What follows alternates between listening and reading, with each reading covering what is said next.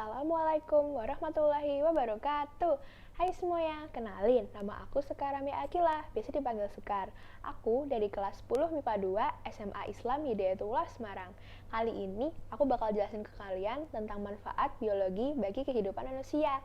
Ternyata biologi itu punya banyak buat manfaat buat kita. Di antaranya ada pertanian, ada peternakan, ada kedokteran, ada industri, dan bahkan sampai nuklir. Nah, kalian penasaran kan mesti? Jangan lupa ikutin videonya terus ya.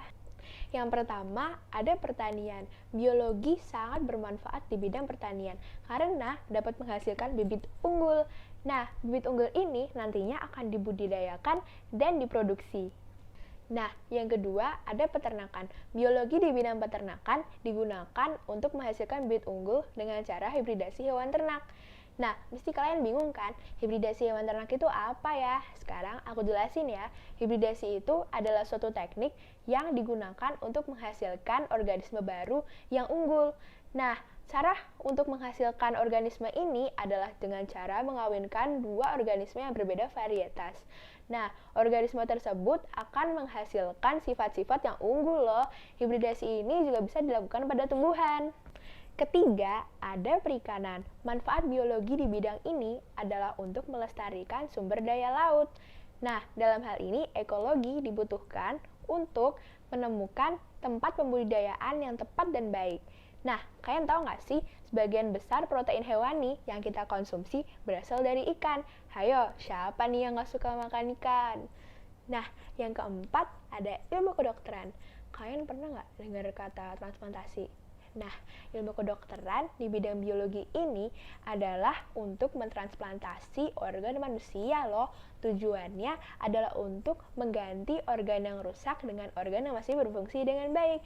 Selain itu, ilmu biologi di bidang ini adalah untuk proses pembuatan bayi tabung. Tentunya ini membantu untuk ibu-ibu yang susah mendapatkan keturunan.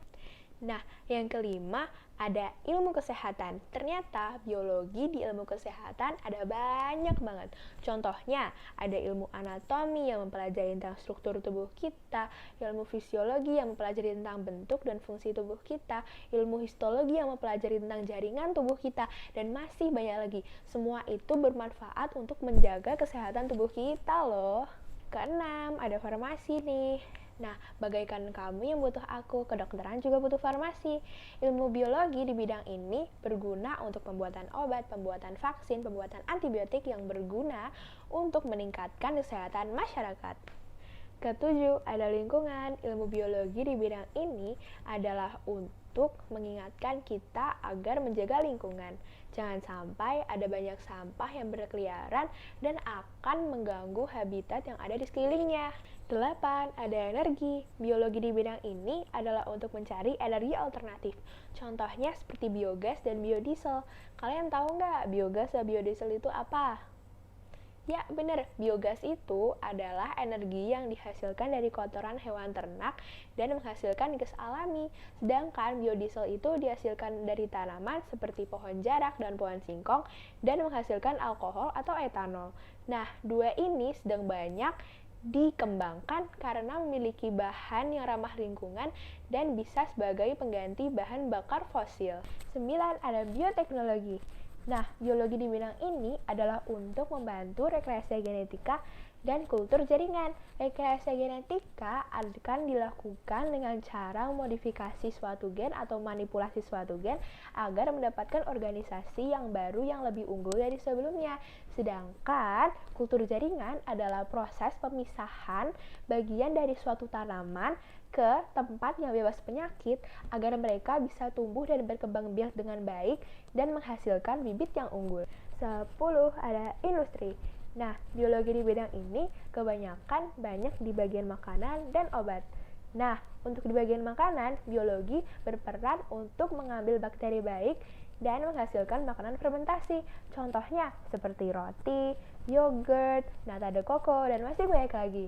Nah, sedangkan bagian obat digunakan sebagai pemanfaatan virus untuk menghasilkan vaksin dan antibiotik yang untuk meningkatkan ketahanan tubuh manusia untuk menghilangkan penyakit yang berasal dari bakteri. Contohnya seperti virus corona. Terakhir, yang ke-11 yaitu nuklir. Eits, tapi tenang dulu ya, ini bukan nuklir yang berbahaya itu, melainkan radiasi nuklirnya. Nah, radiasi ini dapat menyembuhkan penyakit kanker dengan nama terapi radiasi atau radioterapi. Nah, selain itu, radiasi ini juga dapat digunakan untuk ronsen dan sterilisasi alat-alat untuk operasi. Nah, gimana nih? Menarik banget kan? Ternyata peran biologi di sekitar kita ada baik banget. Nah, kalau kamu mau jadi ahli dari salah satu bidang tersebut, bisa loh. Jangan lupa ya, semangat belajarnya. Nah, ini adalah akhir dari video aku.